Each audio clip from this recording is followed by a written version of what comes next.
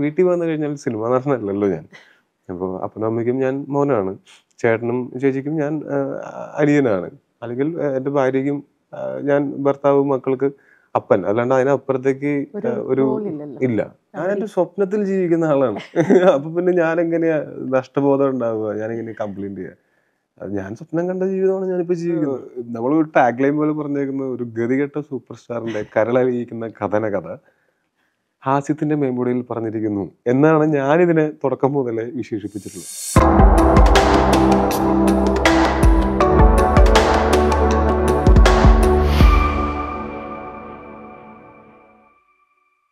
Hello and welcome everybody to our show. ഇന്നത്തെ episode എന്ന് പറഞ്ഞാൽ ഭയങ്കര സ്പെഷ്യലാണ്. നമ്മുടെ ഷോയിൽ ആദ്യമായിട്ട് നമ്മുടെ ഗസ്റ്റ് റിപ്പീറ്റ് ആവുകയാണ്. ആൻഡ് ഇത് എനിക്ക് വലിയ ആഗ്രഹമുള്ള ഒരു കാര്യമായിരുന്നു. അത് ഒത്തു വന്നില്ല. And suddenly it all happened out of nowhere. And we have Tovino Thomas again on our show. Is it that super? Tovino, welcome to the show. Thank you. കരയിപ്പിക്കരുത്. ഞാനിതിന് വരുന്നത് പറഞ്ഞാൽ നടക്കണമെന്ന് മോങ്ങിട്ട് വരരുത്. ആരൊക്കെയാണ് എന്തൊക്കെയാണ് പറഞ്ഞെന്ന് അറിയോ ആദ്യം? അല്ല, ഇതിന് അന്നത്തെ അതില് ഇപ്രാവശ്യം ഞാൻ പ്രിപ്പയർഡ് ആയിട്ടാണ് വന്നേക്കുന്നത്. അതുകൊണ്ട് അങ്ങനെ ഒരു കരച്ചിൽ അതിലേക്ക് പോവില്ല. ടോബി അത് ആലോചിച്ചിട്ടുണ്ടാവില്ല. ആ ഒരു മൊമെന്റിൽ ടിയേഴ്സ് വന്നു എന്നേ ഉള്ളൂ ഇമോഷണൽ ആയിട്ട്. പക്ഷെ അതിന്റെ ഇന്റർപ്രിറ്റേഷൻസ് പല രീതിയിലായിരുന്നു. ബിക്കോസ് തല്ലുമാലയുടെ സമയത്ത് യു ആർ സോ കോൾഡ് മാസ്കുലിനിറ്റിയുടെ ആൽഫ മെയിലിന്റെ പ്രതീകമായിട്ടുള്ള ഒരു വ്യക്തി ഇമോഷണൽ ആവുമ്പോൾ സോ അതിന്റെ interpretation went like way far away. അത് ആൾക്കാർക്ക് വളരെ പോസിറ്റീവ് ആയിട്ടുള്ള ഒരു ഇൻഫ്ലുവൻസ് ആയിരുന്നു. That it is okay to be emotional, it is okay to shed your tears, it's nothing wrong with it. അതിനുള്ള കഴിവും അതിനുള്ള കണ്ണീരും അതിനുള്ള ടിയർ ഗ്ലാൻസ് ഒക്കെ നമുക്ക് തന്നിരിക്കുന്നത് ഇതൊക്കെ ഉപയോഗിക്കാനാണല്ലോ. അപ്പൊ പലപ്പോഴും അറിയാതില്ല. വിചാരിച്ചിട്ടുണ്ടെങ്കിൽ എല്ലാരും കളിയാക്കിയെങ്കിലും കളിയാക്കാന്ന് പറഞ്ഞാൽ അങ്ങനെയല്ല കേട്ടോ. അത് ആൾക്കാർക്ക് അത് കണ്ടാലേ മനസ്സിലാവും. അത് അത്ര നന്നായിട്ടൊന്നും എനിക്ക് അഭിനയിക്കാറില്ല. അല്ല, അത് എന്താ വെച്ചാല് ഭയങ്കരമായിട്ട് ഫാമിലിയുമായിട്ട് അടുത്ത് നിൽക്കുന്ന ഞാൻ അവരെ ഭയങ്കരമായിട്ട് ഡിപ്പെൻഡ് ചെയ്യുന്ന ആളാണ്. ഫാമിലി മെമ്പേഴ്സ് എല്ലാവരും. അപ്പൊ അത് കാരണം കൊണ്ട് അന്ന് പ്രത്യേകിച്ച് ചേട്ടന്റെ കാര്യം എന്ന് പറഞ്ഞാൽ ഞാൻ തന്നെ പറയുന്നതാണ്. ചേട്ടൻ എന്നോട് ചെയ്തത് ഞാൻ തിരിച്ച് ചേട്ടനോട് ചെയ്യുമായിരുന്നോ? അതായത് എന്റെ സ്ഥാനത്ത് ചേട്ടനും ചേട്ടന്റെ സ്ഥാനത്ത് ഞാനും ആയിരുന്നെങ്കിൽ ചെയ്യുമോ എന്ന് എനിക്ക് അറിഞ്ഞൂടാ. പുള്ളി പറഞ്ഞേ വെറുതെ നീ ഞങ്ങൾ തമ്മിൽ അങ്ങനത്തെ കോൺവെർസേഷൻ ഞങ്ങൾ തമ്മിൽ അങ്ങനെ ഡ്രമാറ്റിക് കോൺവെർസേഷൻസ് ഉണ്ടാവാറേ ഇല്ല. അപ്പോ പുള്ളി ഇങ്ങനെ അതിന് തമാശയായിട്ട് പുള്ളി എടുക്കുള്ളൂ. തമാശയായിട്ട് ഞങ്ങൾ തമ്മിൽ സംസാരിക്കാൻ പറഞ്ഞു, നീ വെറുതെ ഇങ്ങനെ എല്ലായിടത്തും പോയി പൊക്കി പറയല്ലേ, എനിക്ക് ഇങ്ങനെയൊന്നും പോപ്പുലാരിറ്റി ഒന്നും സഹിക്കാൻ പറ്റില്ല എന്നുള്ള പറയണ പോലത്തെ തമാശയായിട്ടൊക്കെ പറയുന്നല്ലാതെ അങ്ങനെ ജീവിതത്തിൽ ഇത്രയും വർഷത്തിനിടയ്ക്ക് അപൂർവമായിട്ട് ഞങ്ങൾ തമ്മിൽ അങ്ങനെ ഒരു ഇമോഷണൽ ആയിട്ടുള്ള അല്ലെങ്കിൽ ഒരു നമ്മൾ ഡ്രാമാറ്റിക് എന്ന് പറയില്ലേ, ഇമോഷണൽ ഡ്രാമ, അത് ഭയങ്കര കുറവാണ്. കുറച്ചും കൂടെ നമ്മൾ അതിനെ ഹ്യൂമറിക്കോടെയോ അങ്ങനെ വല്ലതും കവറപ്പ് ചെയ്തിട്ടേ നമ്മളത് എന്താ പറയാ അങ്ങോട്ടും ഇങ്ങോട്ടും പറയുള്ളൂ. അത് ശരിക്കും പലർക്കും റിലേറ്റ് ചെയ്യാൻ പറ്റിയ ഒരു ബ്രദേഴ്സ് തമ്മിലുള്ള ഒരു ബന്ധം എന്ന് പറയുന്നത് അത് ഭയങ്കര യുണീക്ക് തന്നെയാണ്. And I think a lot of people could relate to that moment and that emotion. Toby ഇപ്പോൾ ഫാമിലിയുടെ കാര്യം പറഞ്ഞല്ലോ, നിങ്ങൾ ശ്രീലങ്ക മുഴുവൻ കറങ്ങിയിട്ട് വരുവാന്ന് ഞാൻ കണ്ടു, ഫോട്ടോസൊക്കെ കണ്ടു. Travel is a big part of your life. And ഞാൻ കണ്ടിട്ടുള്ള ഈ സിനിമയുടെ റിലീസിന്റെ ഇടയ്ക്ക്, റിലീസ് കഴിഞ്ഞ ഉടനെ ഒരു മുങ്ങലാണ്, പിന്നെ പൊങ്ങുന്നത് വേറെ എവിടെയാണ്. എവിടെയൊക്കെ കറങ്ങി, എന്തൊക്കെ ചെയ്തു ഒന്ന് പറഞ്ഞു ഇന്ന നട്ഷൽ. ഇപ്പൊ ഈ ശ്രീലങ്ക പോകുമ്പോ അത് ഞാൻ വർഷത്തിൽ ഒരു മാസം എന്തായാലും ബ്രേക്ക് എടുക്കണം എന്ന് തീരുമാനിച്ചിട്ടുണ്ട്. അത് വേറെ ഒന്നും അല്ല, ഫാമിലിയുടെ കൂടെ സമയം സ്പെൻഡ് ചെയ്യാനായിട്ട്. അപ്പൊ അത് കാരണം കൊണ്ട് ഫാമിലിയുടെ കൂടെ സമയം സ്പെൻഡ് ചെയ്യാനായിട്ട് ഞാൻ ബ്രേക്ക് എടുത്ത് എന്റെ വീട്ടിലിരുന്നാലും ചിലപ്പോൾ അത് മുഴുവനായിട്ടും പറ്റില്ല. ആരെങ്കിലും കാണാൻ വരുള്ളൂ, എന്തെങ്കിലും, അല്ലെങ്കിൽ ചിലപ്പോൾ എന്തെങ്കിലും ഡബിങ്ങിന്റെ ബാച്ച് ഉണ്ടാവും, അല്ലെങ്കിൽ പ്രൊമോഷൻസ് എന്തെങ്കിലും ഉണ്ടാവും, എന്തെങ്കിലും ഇല്ലെങ്കിൽ എന്തെങ്കിലും ഇതുപോലെ ഒരു കഥ പറഞ്ഞാലോ ആർക്കെങ്കിലും പെട്ടെന്ന് തോന്നും. അതായത് നമ്മൾ വീട്ടിൽ ചെന്ന് ഇരുന്ന് കഴിഞ്ഞാൽ മുഴുവൻ സമയം വീട്ടുകാരുടെ സ്പെൻഡ് ചെയ്യട്ടെ, അല്ലെങ്കിൽ പിന്നെ ആ ബ്രേക്ക് എടുക്കുന്നതിൽ അർത്ഥമില്ല. ഞാൻ പിള്ളേരെ വെക്കേഷനൊക്കെ നോക്കിയിട്ടാണ്. അപ്പോൾ ഞാൻ വിചാരിച്ചു നാട് വിടുന്നതായിരിക്കും ആ സമയത്ത് ഏറ്റവും നല്ലത്. അങ്ങനെ ഞങ്ങൾ എല്ലാവരും കൂടെ ട്രാവൽ ചെയ്യാനായിട്ട് തീരുമാനിച്ചു. അങ്ങനെ 15 പേരുണ്ടായിരുന്നു. 15 പേര്. ഒരു പാക്കേജ് ട്രിപ്പ് എടുക്കാനുള്ള ഒരു ചെറിയ ബസ്സിനുള്ള ആൾക്കാരുണ്ട് ഞങ്ങൾ തന്നെ.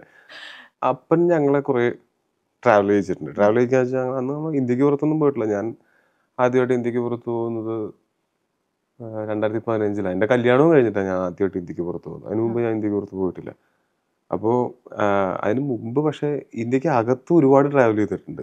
എനിക്ക് വളരെ ചെറിയ പ്രായം തൊട്ട് കുറേ സ്ഥലങ്ങളിൽ ഒരു മെമ്മറി പറയൂ, share you of you as a little kid seeing something. അത് കുറേ ഉണ്ട്. അതായത് എല്ലാ ഏർലിയസ്റ്റ് എന്താണ് ഓർമ്മ? ഏർലിയസ്റ്റ് കന്യാകുമാരി, ഊട്ടി, ഇതൊക്കെ ചിലതൊക്കെ നമ്മൾ ഡ്രൈവ് ചെയ്ത് തന്നെ പോകും. അപ്പം ഡ്രൈവ് ചെയ്യും. അതല്ലെങ്കിൽ നമ്മൾ ബസ്, ട്രെയിൻ എന്നൊക്കെ പറഞ്ഞിട്ട് പോകും. പോകുമ്പോൾ ഈ കന്യാകുമാരി, ഊട്ടിക്ക് ഏർലിയസ്റ്റ് ആണ് ഞാൻ പറഞ്ഞത്.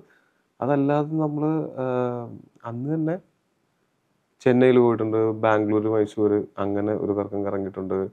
ഞങ്ങൾ കൽക്കട്ട പോയിട്ടുണ്ട്. അത് ഞാൻ തീരെ ചെറുതായിരിക്കുന്ന സമയത്ത് കൽക്കട്ടയിൽ എൻ്റെ അമ്മയുടെ ബ്രദർ കൽക്കട്ടയിൽ വർക്ക് ചെയ്തിരുന്നു. അപ്പോൾ അവിടെ പോയിരുന്നു. പിന്നെ ഞങ്ങൾ ഡൽഹി, പഞ്ചാബ്, അപ്പോൾ വാഗ ബോർഡർ എന്നൊക്കെ പറഞ്ഞിട്ട് അങ്ങനെ അമൃത്സറൊക്കെ പോയിരുന്നു. അന്ന് ഗോൾഡൻ ടെമ്പിളിലൊക്കെ പോയിട്ടുണ്ടെന്ന്. അത് ഞാൻ പറയുന്നത് ഞാനൊരു 7-ലൊക്കെ പഠിക്കുന്ന സമയത്ത്. അപ്പോൾ എല്ലാ ഓണം വെക്കേഷനും ക്രിസ്മസ് വെക്കേഷനും വലിയ വെക്കേഷനും ഒരു വലിയ ഭാഗമായിരുന്നു. അതൊരു ഭയങ്കര ഞങ്ങൾക്കും ബോണ്ട് ചെയ്യാനും ഒക്കെ ഇതുപോലെ തന്നെ എല്ലാവരും കൂടിയാണ് പോയിക്കൊണ്ടിരുന്നത്. അതെന്ന് വെച്ചാൽ ഞങ്ങൾ കുറച്ച് എന്താ പറയുക, ഇതൊരു ഞങ്ങൾക്ക് സ്ഥിരം പരിപാടിയായിരുന്നു. അപ്പോൾ ഞങ്ങൾ 5 പേരായിരിക്കും ഉണ്ടാവുക. അപ്പൻ, അമ്മ, ചേച്ചി, ചേട്ടൻ, ഞാൻ. അങ്ങനെ ട്രാവൽ ചെയ്ത് അതിന്റെ ബാക്കി അതിന്റെ ഒരു കണ്ടിന്യൂവേഷൻ ഞാൻ ചെയ്യുന്നേ ഉള്ളൂ. അപ്പോൾ അപ്പോൾ ഞാൻ ആലോചിച്ചത്, നമ്മൾ ഭയങ്കര സ്ട്രെസ്സും അല്ലെങ്കിൽ രാവിലെ മുതൽ വൈകിട്ട് ഒരു ജോലി ചെയ്യുന്ന ശനി ഞായറും പോലും ഇല്ലാതെ ചിലപ്പോൾ വർക്ക് ചെയ്യേണ്ടി വരും. കാര്യം അത് നമുക്ക് അങ്ങനത്തെ ഒരു ജോലിയല്ല അത്. അപ്പോൾ അതൊക്കെ കഴിഞ്ഞിട്ടൊരു ബ്രേക്ക് വരുന്ന സമയത്ത് അപ്പോഴും നമ്മൾ സിനിമയെ പറ്റിയൊക്കെ തന്നെ സംസാരിച്ച് ഇരുന്ന് കഴിഞ്ഞാൽ നമ്മൾ ഒരിക്കലും നമുക്ക് അൺവൈൻഡ് ചെയ്യാൻ പറ്റില്ല നമ്മളുടെ ഈ സ്ട്രെസ്സും ഒക്കെ. പക്ഷെ വീട്ടിൽ വന്നു കഴിഞ്ഞാൽ സിനിമ നടനല്ലല്ലോ ഞാൻ. അപ്പോൾ അപ്പനും അമ്മയ്ക്കും ഞാൻ മോനാണ്, ചേട്ടനും ചേച്ചിക്കും ഞാൻ അനിയനാണ്, അല്ലെങ്കിൽ എൻ്റെ ഭാര്യയ്ക്കും ഞാൻ ഭർത്താവ്, മക്കൾക്ക് അപ്പൻ. അല്ലാണ്ട് അതിനപ്പുറത്തേക്ക് ഒരു ഇല്ല. ഇപ്പോൾ എൻ്റെ മക്കൾക്ക് ഞാനൊരു സിനിമാ നടനാണെന്ന് ഉള്ളത് ഒരു എന്താ പറയുക, ഒരു പ്രത്യേകത അവർക്ക് ഫീൽ ചെയ്യുന്നുണ്ടാവില്ല. കാര്യം അവർ ജനിച്ചപ്പോൾ മുതൽ ഞാൻ സിനിമാ നടനാണ്, അങ്ങനെയാണ് കാണുന്നത്. അപ്പോൾ എന്നെ ട്രീറ്റ് ചെയ്യുന്നത് വീട്ടിലെല്ലാവരും എന്നെ എങ്ങനെയാണ് ട്രീറ്റ് ചെയ്യുന്നത് അതുപോലെയാണ് എൻ്റെ മക്കൾ എന്നെ ട്രീറ്റ് ചെയ്യുക. അവർക്ക് വേറെ അതിനെ പറ്റിയിട്ട് വലിയ ധാരണയില്ല. അപ്പോൾ അതെനിക്ക് ഭയങ്കര ഞാനായിട്ട് തന്നെ ഇരിക്കാൻ പറ്റുന്ന ഒരു സ്പേസ് ആണല്ലോ. അതിനകത്ത് ഞാൻ വേറൊരു ഇൻട്രസ്റ്റിംഗ് എലമെന്റ് ഞാൻ കണ്ടത്, and I think that is to do with ഈ ഭയങ്കര അഡ്രിനലിൻ റഷ് കിട്ടുന്ന സംഭവങ്ങൾ ചെയ്യാൻ ഭയങ്കര ഇഷ്ടമാണ്. I think the first time I saw you was zip lining ചെയ്യുന്നത് മെഹ്റാൻഗഡിലോ ജയ്പൂരിലോ രാജസ്ഥാനില്. അല്ല, സിപ്പ് ലൈൻ ചെയ്തത് നമ്മുടെ Jebel Jais mountains, Ras Al Khaimah. Zip line ഒരു മറ്റേ ബുർജ് ഖലീഫ നിൽക്കുന്നതാണോ, ആ ഗ്ലാസിന്റെ മുകളിൽ നിൽക്കുന്ന അത്, പിന്നെ under water with through the tunnel. I always see you in very ഭയങ്കര ഡിഫറെൻ്റ് ആയിട്ട് സ്ഥലങ്ങളിൽ അഡ്വെഞ്ചർ സീക്കിംഗ് വ്യക്തിയായിട്ടാണ്. What is the most, if you can remember from any of these travels, എനിക്ക് ഒത്തിരി എക്സൈറ്റ്മെൻറ്റ് നൽകിയ, അല്ലെങ്കിൽ ഇത് വീണ്ടും വീണ്ടും എനിക്ക് ചെയ്യണം, ആ ആഗ്രഹം നൽകുന്ന എക്സ്പീരിയൻസ് എവിടെയായിരുന്നു എന്നായിരുന്നു? എനിക്ക് ഈ അഡ്രിനാലിൻ റഷ് ഭയങ്കര ഇഷ്ടമാണ്. പേടിയില്ലാത്തതുകൊണ്ടല്ല, പേടിയുണ്ട്. പേടിയില്ലെങ്കിൽ നമുക്ക് അഡ്രിനാലിൻ റഷ് വരില്ല. ആ പേടി എന്നുള്ള ഈ വികാരം ഇല്ലാതെ നമുക്ക് ആ അഡ്രിനാലിൻ റഷിലേക്ക് എത്താൻ പറ്റില്ല. ഇപ്പോൾ എനിക്ക് ബഞ്ചി ജമ്പിങ് മാത്രമല്ല, ബഞ്ചി ആണെങ്കിലും സിപ്പ് ലൈൻ ആണെങ്കിലും സ്കൈ ഡൈവ് ഒക്കെ ആണെങ്കിലും കഴിഞ്ഞ പാടെ എൻ്റെ അടുത്ത് ചോദിച്ചാൽ ഒന്നുകൂടെ പോകാം എന്ന് ഞാൻ പറയും. അത് കഴിഞ്ഞ് കുറച്ച് കഴിയുമ്പോഴത്തേക്ക് ആ ധൈര്യം പോകുമെന്ന് എനിക്കറിയില്ല. ചാടുന്നതിന് തൊട്ട് മുമ്പ് നല്ല പേടി വരും. വേണോ, എനിക്ക് എന്തിൻ്റെ കേടായിരുന്നു എന്ന് ഒരു ഫ്രാക്ഷൻ ഓഫ് സെക്കൻഡ് നമ്മൾ ചിന്തിക്കും. പക്ഷെ അപ്പോഴത്തേക്കും 3, 2, 1 ജമ്പ് എന്ന് പറഞ്ഞിട്ട് നമ്മൾ ജമ്പ് ചെയ്ത് കഴിഞ്ഞിട്ടുണ്ടാവും. പക്ഷെ ആ സമയത്ത് ഇപ്പോൾ ഫോർ ഇൻസ്റ്റൻസ് ഈ ബഞ്ചി ആണെങ്കിൽ ഞാൻ ചാടിയത് വിക്ടോറിയ ഫോൾസ് എന്ന് പറഞ്ഞിട്ട്. അപ്പോൾ അത് ഭയങ്കര രസമുള്ള സ്ഥലമാണ്. സാംബിയയുടെയും സിംബാബ്വേയുടെയും നടുക്കൊരു പാലമുണ്ട്. ആ പാലത്തിന്റെ നടുക്കൊരു യെല്ലോ ലൈൻ ഉണ്ട്. ആ യെല്ലോ ലൈനിന്റെ തൊട്ടടുത്താണ് നമുക്ക് ഈ ചാടുന്ന സ്ഥലം. അങ്ങനെ ഫസ്റ്റ് ചാടുന്ന സമയത്ത് നമുക്ക് പെട്ടെന്ന് കാര്യം ഇതിന്റെ റോപ്പിന്റെ ടൈറ്റ് ആവുന്ന വരെയും നമുക്ക് ഫ്രീ ഫോൾ ആണ്. അങ്ങനെ പോയി പിന്നെ നോക്കുമ്പോൾ നമ്മൾ സേഫാണ്. പക്ഷെ എന്നാലും ഇവിടുന്ന് തിരിച്ചൊരു റീബൗണ്ട് ഉണ്ട്. ഈ റീബൗണ്ടിൽ ഞാനിങ്ങനെ നോക്കുമ്പോൾ അവിടെ വാട്ടർഫോൾസ് ആയത് കാരണം കൊണ്ട് വെള്ളവും സണ്ണും ഒക്കെ ആയിട്ട് എൻ്റെ മുകളിലൊരു മഴവില്ലിങ്ങനെ കാണാം. അപ്പം അത് കഴിഞ്ഞ് വരുമ്പോൾ ഇമ്മീഡിയറ്റ്ലി ഒന്നും കൂടെ ചാടാൻ പറഞ്ഞാൽ ഞാൻ ചാടും. പിന്നെ കുറച്ച് കഴിഞ്ഞിട്ട് ചോദിച്ചാൽ ചിലപ്പോൾ വേണമെന്നില്ല, നമുക്ക് ഭക്ഷണം കഴിക്കാൻ പോവാം എന്നൊക്കെ പറയാം. അന്ന് എൻ്റെ കൂടെ അവിടുത്തെ ഒരു ഫ്രണ്ട് ഉണ്ടായിരുന്നു. അന്ന് നമ്മളെ ഇങ്ങോട്ട് കൊണ്ടുപോയപ്പോൾ പുള്ളി ചാടി കഴിഞ്ഞിട്ട് ഞങ്ങൾ ഭക്ഷണം കഴിച്ചുകൊണ്ടിരിക്കുമ്പോഴാണ് പറയുന്നത്, ടോവിനോ എന്തായാലും ചാടിയല്ലോ, അതുകൊണ്ട് പറയാം. പുള്ളി ഒരു പഞ്ചാബിയാണ്, സുപ്രീത് സിംഗിന്റെ പൈലറ്റാണ്. അപ്പം ചാടി കഴിഞ്ഞാണ്ട് പറയാം, ഒരു 4 കൊല്ലം മുമ്പ് ഇവിടെ ഒരു ഓസ്ട്രേലിയൻ വനിത ഇതേ സെയിം സ്പോട്ടിൽ ജമ്പ് ചെയ്യാൻ വന്നു, എന്നിട്ട് എന്താണ് റോപ്പ് കൂട്ടി പോയി. ഞാൻ എന്നിട്ട് രക്ഷപ്പെട്ടു. പക്ഷെ പുള്ളിക്കാരി നല്ല സ്വിമ്മറായിരുന്നു, വെള്ളച്ചാട്ടമാണെങ്കിലും പുള്ളിക്കാരി. പക്ഷെ അപ്പോഴും പ്രശ്നമുണ്ട്, അതിൽ മുതലുണ്ട്. അപ്പോഴേക്കും ആൾക്കാരൊക്കെ ചാടി കയറി രക്ഷപ്പെടുത്തിയെന്ന് പറഞ്ഞു. ഞാൻ പറഞ്ഞു, പൊന്ന സുഹൃത്തെ, ഇത് കുറച്ച് നേരത്തെ പറഞ്ഞതെങ്കിൽ നമ്മൾ ചാടില്ലായിരുന്നു. അത് അറിഞ്ഞിട്ടല്ല, അറിയാതെയാണ് നമ്മൾ ചാടുന്നത്. പക്ഷെ കുറച്ചും കൂടെ നമുക്ക് മുതലേക്കുള്ള സ്ഥലത്താണ് ഞാൻ ആ പരിപാടി കാണിച്ചത്. കുറച്ചും കൂടെ റിസ്കി ആയിരുന്നു അത് എന്ന് തിരിച്ചറിയുന്നത്. അപകടം പറ്റുന്നത് വരെയും നമുക്ക് റിസ്ക് പേടിക്കേണ്ട കാര്യമില്ല.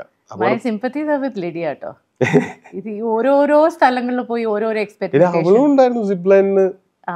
സിപ്പ് ലൈനൊക്കെ ഇപ്പൊ ബഞ്ചിയൊക്കെ കുറച്ചും കൂടെ ഇച്ചിരി മറ്റുള്ളവർക്കാണ് അത് ചെയ്യാനായിട്ട് തോന്നുന്നത്. സ്കൈ ഡൈവിംഗ് അതാണ് സാധാരണ ആൾക്കാർ പറയാ. സ്കൈ ഡൈവിംഗ് ഭയങ്കര അടിപൊളിയായിരുന്നു. ഞാൻ പറഞ്ഞു ബഞ്ചിയുടെ ഈ ഒരു മഴവിൽ പരിപാടിയിലാണ് ഞാൻ പറഞ്ഞത്. ഞാൻ സ്കൈ ഡൈവ് ചെയ്തത് ദുബായിൽ നിന്നായിരുന്നു, സ്കൈ ദുബായ്.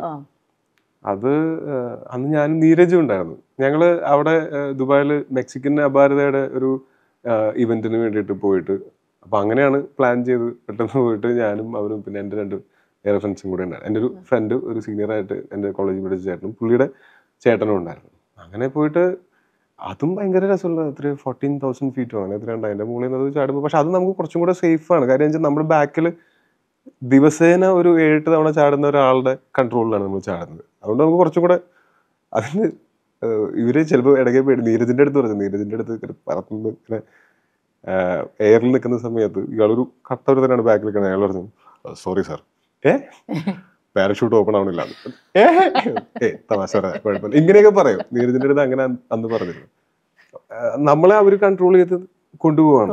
ഇത് ഈ നമ്മളെ കൺട്രോൾ ചെയ്ത് കൊണ്ടുപോകുന്ന ഇയാളെക്കാൾ നമുക്ക് റെസ്പെക്ട് തോന്നുന്നതെന്ന് പറഞ്ഞാൽ നമ്മൾ ഈ വീഡിയോ എടുക്കുന്നത് ആരാണെന്ന് ആലോചിച്ച് നോക്കിയിട്ടുണ്ടോ? സ്കൈ ഡൈവ് അത് നമ്മൾ ചാടാനായിട്ട് ഡോറിന്റെ അവിടെ നിന്ന് ഇവിടുന്ന് അങ്ങോട്ട് നോക്കി നിൽക്കുമ്പോൾ നമ്മളെ ഫേസ് ചെയ്തിട്ട്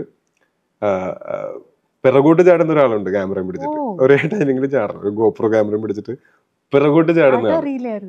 പുള്ളിക്ക് ഈ പറഞ്ഞ പോലെ ഈ ഷുഗർ ഗ്ലൈഡറിന്റെ പോലെ മറ്റേ ഫ്ലൈങ് സ്ക്വയറിന്റെ പോലെ സൈഡിൽ ഇതിട്ടാവും, അത് വെച്ചിട്ട് ഇങ്ങനെ തെന്നി പോകുന്നു.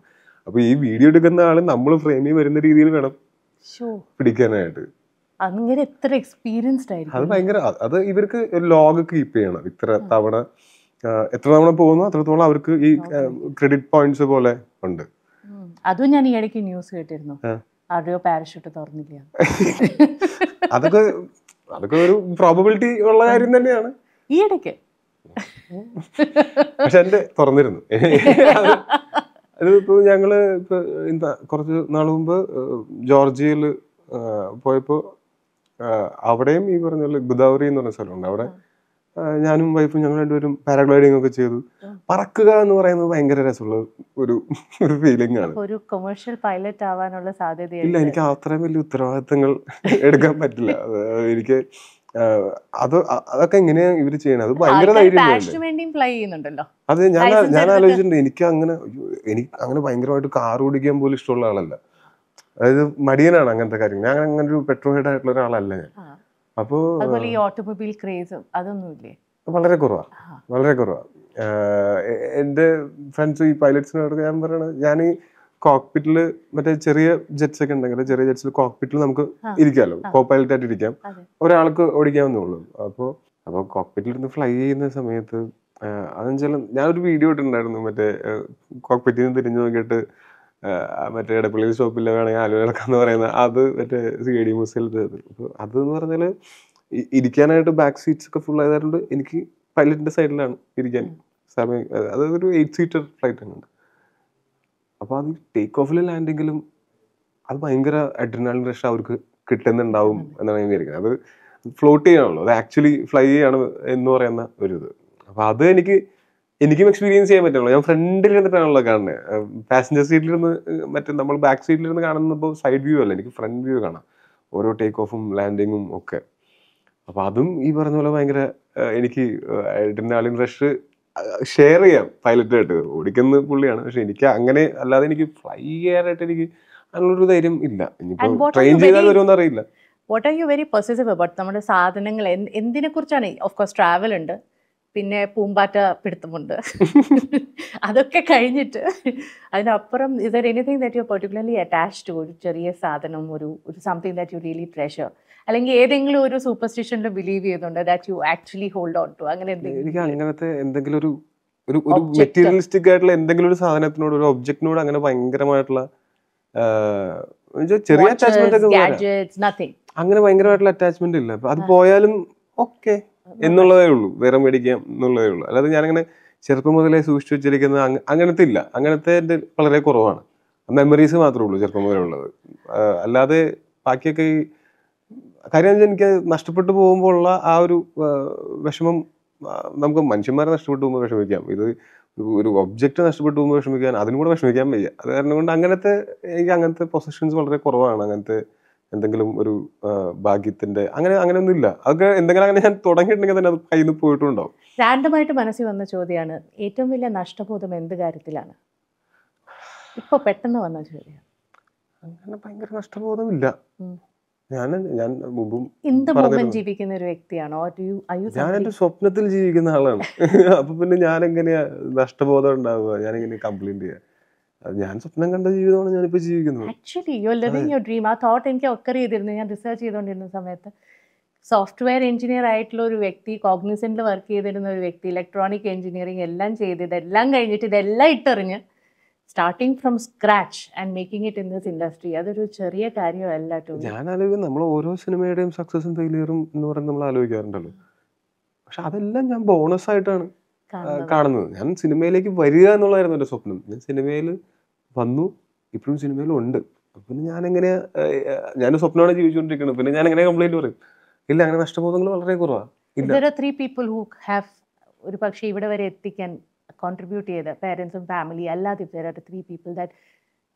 ഒത്തിരി പേരുണ്ടായിരിക്കാം, പക്ഷെ മനസ്സിൽ പെട്ടെന്ന് ഓടിയെത്തുന്ന പേരുകൾ ഏതെങ്കിലും ഉണ്ടെങ്കിൽ ഷെയർ ചെയ്യും. അല്ല, എനിക്ക് സിനിമയ്ക്ക് അകത്തുള്ളവരെക്കാൾ കൂടുതൽ സിനിമയ്ക്ക് പുറത്തുള്ളവർ തന്നെയാണ് എന്നെ ഇതിലേക്ക് എത്താനായിട്ട് ഏറ്റവും കൂടുതൽ സഹായിച്ചിട്ടുള്ളത്. കാര്യം സിനിമയ്ക്ക് അകത്തുള്ള ആൾക്കാരൊക്കെ എനിക്ക് സിനിമയിൽ വന്നതിന് ശേഷം പരിചയമുള്ളതാണ്.